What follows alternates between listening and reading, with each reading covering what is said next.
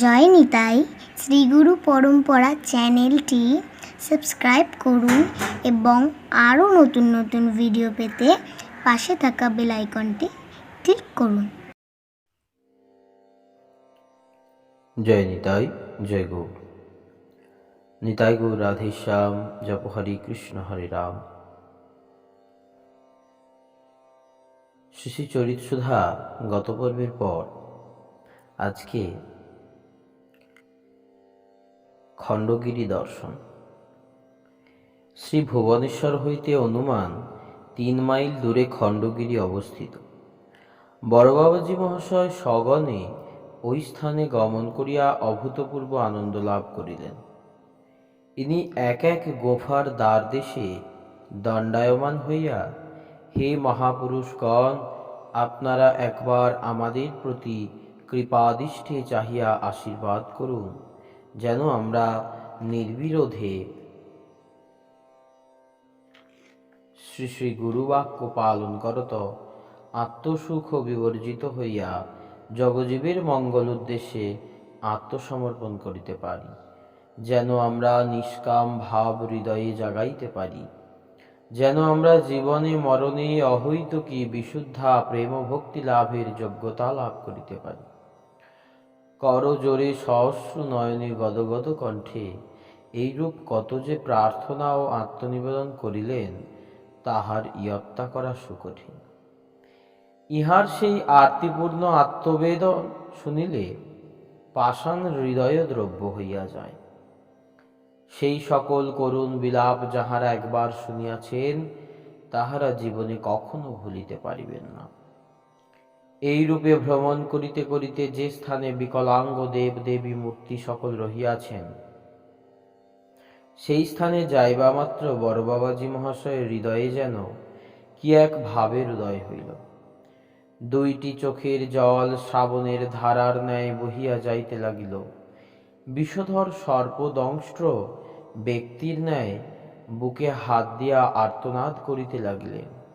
সে আকুল আর্তনাদ শুনিলে পাষাণ হৃদয় গলিয়া যায়। উফ, জ্বলে গেল, প্রাণ যায়, আর যে সহ্য হয় না। এই বলিয়া উচ্চ ঈশ্বরে রোদন করিতে করিতে ভূতলে নিপতিত হইলেন। ইহাতেও কি শান্তি আছে? ভূমিতলে পড়িয়া 2 হস্তে সজোরে নিজ বক্ষে আঘাত করিতে লাগিলেন। যদি ইহার সঙ্গীগণ হাত ধরিয়া রাখেন, তবে ইনি সেই উন্নত অবনত কঠিন পার্বত্য ভূমিতে মাথা কুটিতে থাকেন। কি উপায়ে ইহাকে প্রকৃতিস্থ করা যাইবে, এইভাবে সহচরগণ বড়ই বিচলিত হইয়া পড়িলেন। এমন কেহই নিকটে নাই যে এ বিষয়ে সদযুক্তি প্রদান করিয়া উপস্থিত বিপদ হইতে রক্ষা করেন। ইহাদিগের সম্বলের মধ্যে হা নিতাই, জয় নিতাই, গৌর হরিবোল এই বলি। তাহাতে স্থির হওয়া দূরে থাকুক, মহাপুরুষ আরও অধীর হইতে লাগিলেন। ইহা দেখিয়া সকলেই মর্মাহত হইলেন। সকলেরই চোখে জল, মুখে হাহাকার শব্দ। অন্যান্য ভক্তগণ তাহাদের গুরুদেবের দেহে কোনরূপ সাত্ত্বিক বিকার কিংবা ঐশ্বর্যাদির বিকাশ দেখিলে আনন্দে আত্মহারা হন। ইহারা কিন্তু তাহার সম্পূর্ণ বিপরীত। ইহারা চান ইহাদের প্রাণের প্রাণ সর্বস্বধন দাদা ঐশ্বর্যাদি ভাববিহীন সাদা মানুষটি থাকেন। তাই আজ সকলেই চিন্তান্বিত, সকলেরই চোখে জল, সকলেরই মুখ ম্লান। ইহাদের তৎকালিক অবস্থা দর্শনে বোধ হইতে লাগিল যেন ইহারা প্রাণ শূন্য দেহে হাহুতাশ করিতেছেন। ইহাদের প্রাণটি সেই উন্নত অবনত উত্তপ্ত পার্বত্য ভূমিতে গড়াগড়ি যাইতেছে। ইহাদের অত্যন্ত ব্যাকুলতা দেখিয়া যেন পক্কশ্মশ্রু পক্ককেশ সুদীর্ঘকায় একটি মহাপুরুষ তথায় উপস্থিত হইয়া ঈষৎ হাসিতে হাসিতে ইহাদিগকে বলিলেন, তোমরা এত বিষণ্ণ কেন? কি হইয়াছে বাবা? শুনিয়া সকলেই সমস্বরে বলিয়া উঠিলেন, বাবা, আমাদের সর্বস্ব ধন, ঐহিক ও পারত্রিক জীবনের একমাত্র সম্বল প্রাণাদিক পরাণ পুতুলিটি এই সকল বিকলাঙ্গ শ্রীমূর্তি দর্শনে মর্মাহত হইয়া ভূতলে পতিত হইয়াছেন। বাবা, আমরা একান্ত অসহায়। আমাদের বিদ্যা, বুদ্ধি, জ্ঞান, ভক্তি যা কিছু সবই তো ইনি। আমরা সকলে আপনার চরণে সবিনয় প্রার্থনা করিতেছি, আপনি দয়া করিয়া আমাদের প্রাণের দাদাকে প্রকৃতিস্থ করিয়া দেন। বৃদ্ধ মহাপুরুষটি হাসিতে হাসিতে বলিলেন, ভয় কি বাবা, তোমরা স্থির হও, আমি একবার দেখি। এই বলিয়া সেই শোকসন্তপ্ত ধুল্লবলুণ্ঠিত অশ্রুজলসিক্ত পুলকাদি পরিব্যাপ্ত কলেবর বাবাজী মহাশয়ের সঙ্গে পদ্মহস্ত বুলাইয়া বলিতে লাগিলেন, বাবা, এত অধীর কেন? তুমি সুবোধ এবং তত্ত্বগ্রাহী, সামান্য কারণে এত অস্থির হওয়া তোমার মতো জ্ঞানবান ভক্তির উচিত হয় না। উঠো, স্থির হও, আমাকে বুঝাইয়া বলো, তুমি কি জন্য এত মানসিক কষ্ট পাইতেছ? অভিনব কণ্ঠস্বর শ্রবণে এবং নতুন করস্পর্শে বড় বাবাজী মহাশয় চমকিতভাবে উঠিয়া বসিলেন এবং দুই হস্তে উভয় চক্ষু মার্জন করিতে করিতে অভ্যাগত বৃদ্ধ মহাপুরুষটিকে প্রণাম করিলেন, কিন্তু আবেগাতিশয্যে কোনো কথা বলিতে পারিলেন না। মহাপুরুষ পুনরায় জিজ্ঞাসা করিলেন, বাবা, তোমার মনে এত দুঃখের কারণ কি? এ সকল বিগ্রহের অঙ্গ প্রত্যঙ্গ ভগ্ন দেখিয়া তুমি কি মনে করিতেছ যে মহিমাময় দেবদেবীগণের বাস্তবিকই অঙ্গহীনতা ঘটিয়াছে? বড় বাবাজী মহাশয় করজোরে কাতর স্বরে বলিলেন, বাবা, বাস্তবিক আমার ঐরূপ ধারণাই হইয়াছে, কারণ ভগবৎ স্বরূপের অঙ্গাঙ্গী ভেদ নাই এবং ভেদ বুদ্ধি করিলেও নাকি অপরাধ শূন্য হয়। মহাপুরুষ ঈষৎ হাসিয়া কহিলেন, তোমাকে শাস্ত্র প্রমাণ আমি পরে দেখাইব। তুমি যেমন যুক্তি ভালোবাসো, আমিও তোমাকে প্রথমে এ সম্বন্ধে কয়েকটি যুক্তি দেখাইতেছি। মনে করো, একটি চতুর্ভুজ নারায়ণ মূর্তির দুইখানি চরণ ভগ্ন হইল।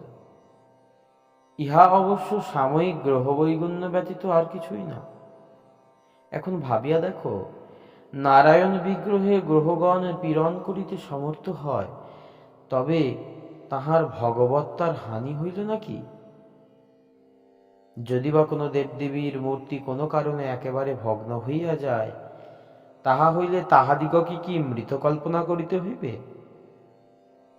দেবদেবীগণের যদি মৃত্যু কল্পনা করা হয়, তাহা হইলে তাহাদিগের অমরত্ব কোথায় রহিল? বেদের কর্মকাণ্ডে এবং বৈষ্ণব স্মৃতি হরিভক্তি বিলাসে উক্ত হইয়াছে যে শ্রীমূর্তির প্রাণ প্রতিষ্ঠা আবাহনাদি করণীয়। ইহাতেই বোঝা যায়, যতদিন পর্যন্ত শ্রীমূর্তিতে তত্ত্বৎ দেবদেবীর অধিষ্ঠান আরোপ করিয়া সেবাদি কর্মের অনুষ্ঠান না হইবে, ততদিন সে সকল দেবমূর্তির দেবত্ব লইয়া আলোচনা করাই বৃথা। একটি দৃষ্টান্ত দ্বারা একথা আরো স্পষ্ট করিয়া বুঝাইতেছি। একটি দোকানে তুমি এবং একজন ময়রা কিছু ময়দা, ঘৃত, সুজি, চিনি কিনতে গিয়াছ। দোকানি তোমাকেও যে ময়দা, ঘৃত প্রভৃতি দিল, অপর ব্যক্তিকেও তাহাই দিল। বাড়িতে আসিয়া তুমি তদ্বারা পুরী মোহন ভোগ প্রস্তুত করিল, ময়রাও তাহাই করিল। তোমার প্রস্তুত পুরী মোহন ভোগ ঠাকুরের ভোগ হইলে তাহা মহাপ্রসাদ আখ্যা পাইল। স্পর্শদোষে উহা দূষিত হইবে না, এমনকি কুকুরেরও যদি উচ্ছিষ্ট হয়, উহা সর্বদা গ্রহণীয়, কারণ মহাপ্রসাদের অপবিত্রতা নাই। কিন্তু সেই দ্রব্যাদি দ্বারা ময়রা কর্তৃক প্রস্তুত পুরী মোহন ভোগ যদি কুকুর পৃষ্ট হয়, তাহা কি তুমি গ্রহণ করিতে পারো?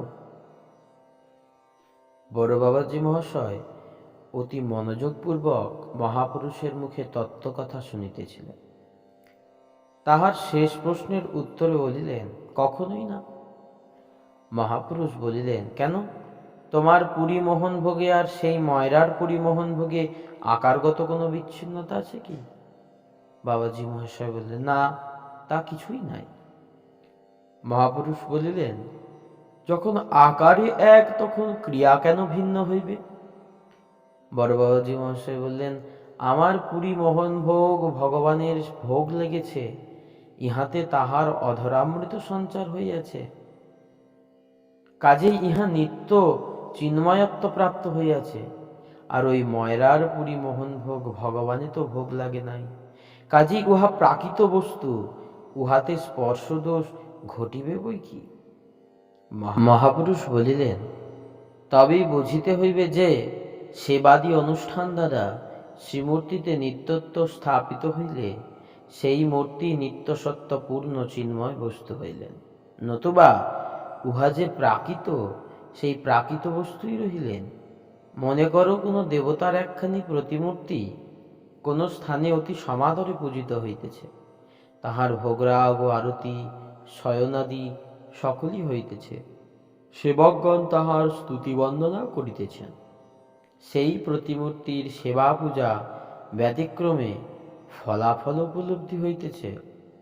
অপরদিকে তাহারই আর একখানি প্রতিমূর্তি কেহ পথের ধুলায় ফেলিয়া দিয়াছে, শত সহস্র লোক তাহা পদদলিত করিতেছে, এমনকি তাহার উপর দিয়া শকটাদিও চলিয়া যাইতেছে। কেন? যিনি সেবা পূজার ব্যতিক্রমে সেবককে শাস্তি দিতে পারেন, তিনি রাস্তার লোককে বা শকট চালককে কিছু বলিতে পারেন নাকি? অতএব সেই সেবিত শিবিগ্রহে এবং দোকানে বিক্রয়ার্থ রক্ষিত বা গৃহে সজ্জিত দেবমূর্তিতে প্রভূত ওই লক্ষণ দৃষ্ট হয়।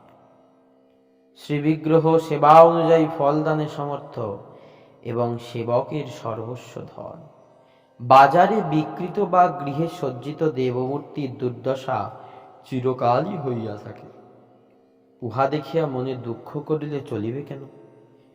এই সকল বিকলাঙ্গ বিগ্রহাদি যাহা দেখিতেছ, ইহাও তাই, ইহাতে দেবত্ব আরোপিত হয় না, সুতরাং ইহা দেখিয়া দুঃখ করিবার কোনো প্রয়োজন নাই। বড় বাবাজি মহাশয় ধীরে ধীরে উত্তর দিলেন, বাবা, আপনি যে সকল কথা বলিলেন তাহা খণ্ডন করিবার শক্তি আমার নাই। আমি শাস্ত্রজ্ঞান বর্জিত, কিন্তু আমার মন একথায় সন্তুষ্ট হইল না। কোনো ভগবৎ বিগ্রহের চিত্র বা শ্রীমূর্তি দেখিলেই তাহাতে তদ অবয়ব বিশিষ্ট দেবদেবীর সাক্ষাৎ অধিষ্ঠান বলিয়াই প্রতীতি হয়।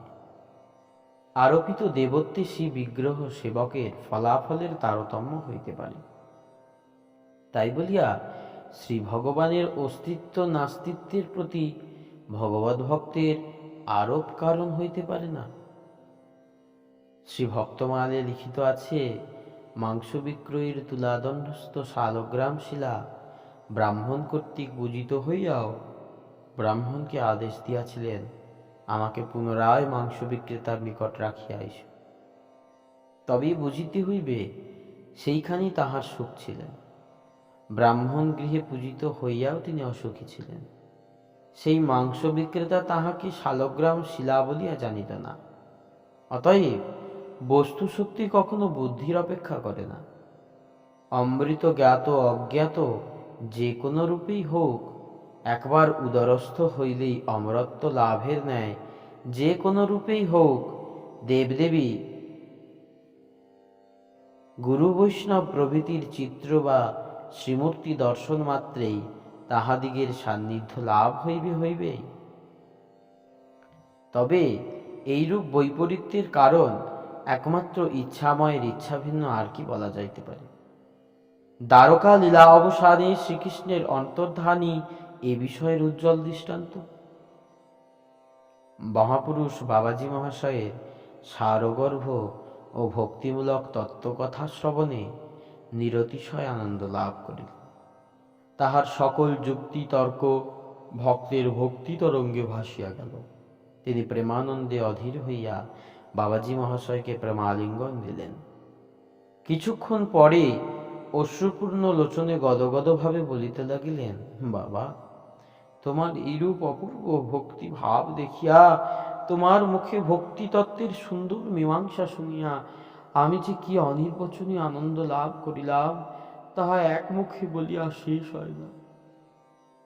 আমি তোমায় একান্ত মনে আশীর্বাদ করি, তুমি দীর্ঘায়ু লাভ করো এবং এইরূপ সুমীমাংসিত বিশুদ্ধ ভক্তিতত্ত্বের আলোচনা ও শ্রীমদ্ মহাপ্রভুর মতানুযায়ী নির্মল ভগবত উপাসনা প্রচার দ্বারা জগৎবাসী নরনারীগণকে কল্পিত নানারূপ উপধর্মের কবল হইতে রক্ষা করো।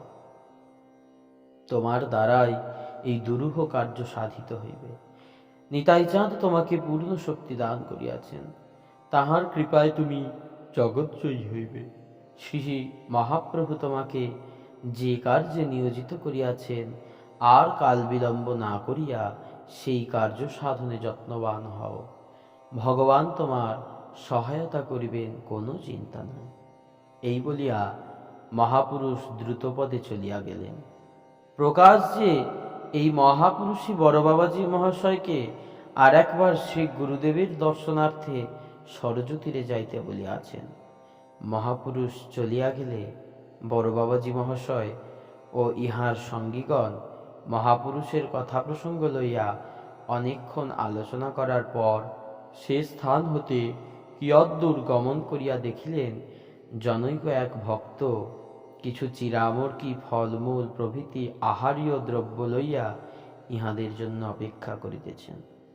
ইহাদিগকে দর্শন করিবা মাত্র তিনি অতি আগ্রহের সহিত ফলমূলাদি গ্রহণ করিতে বিশেষ অনুরোধ করায় ইহারা ঠাকুরের ভোগ লাগাইয়া কিছু কিছু প্রসাদ গ্রহণ করিলেন। তৎপরে তথায় কিছুক্ষণ বিশ্রাম করিয়া কীর্তন করিতে করিতে উত্তরাভিমুখে যাত্রা করিলেন। জয় নিতাই, জয় গৌর। আজকের চরিতসুধা পর্ব এখানেই সমাপ্ত। ভজ নিতাই গৌর রাধে শ্যাম। জপ হরে কৃষ্ণ হরে রাম।